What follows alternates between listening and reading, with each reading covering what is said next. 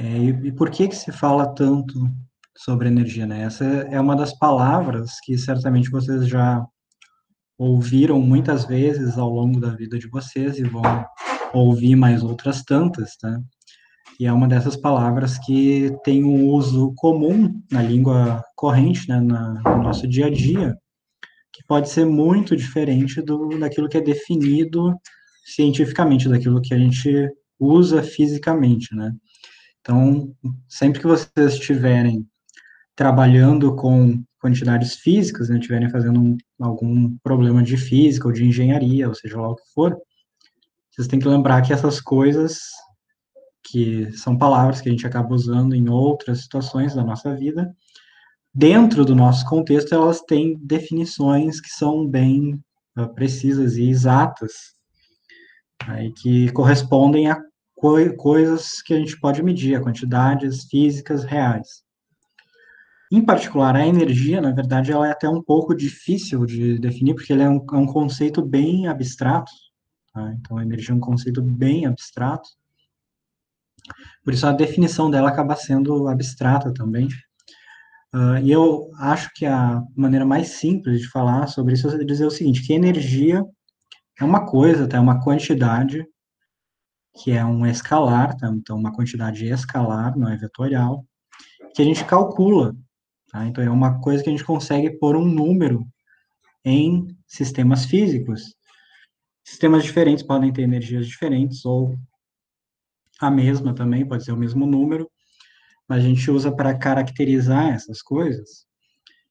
E isso aqui não seria nada demais, né? Não seria importante se não tivesse uma propriedade bem específica, que é o seguinte: ao longo de muito tempo, né, foi se observando isso e se chegou à conclusão que existe um princípio ou uma lei de conservação de energia, ou seja, sempre que a gente calcula alguma coisa, então a gente calcula a energia de um sistema físico e acontece alguma coisa com esse sistema, a gente vai lá calcula de novo.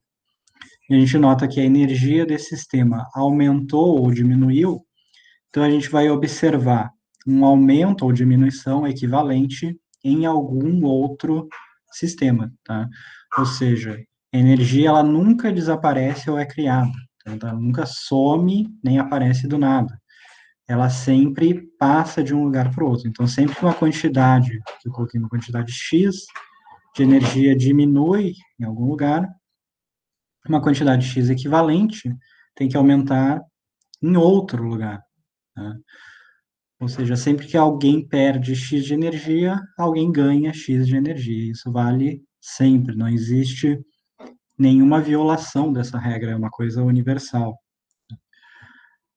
Portanto, quando a gente fala de energia, essa energia ela pode se apresentar de maneiras diferentes, tá? Então, quando ela passa de um sistema para outro, por exemplo, de um estado para outro, ela pode mudar de forma. E a gente tem alguns tipos de energia que são associadas a coisas específicas. E aí, em quantos tipos a gente vai separar e como que a gente vai definir essa separação, varia muito do problema que a gente está analisando.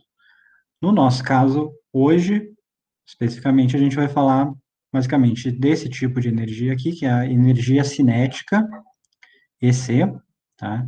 Então, vocês já podem ter ouvido falar de outros tipos, por exemplo, potencial, química, eletromagnética.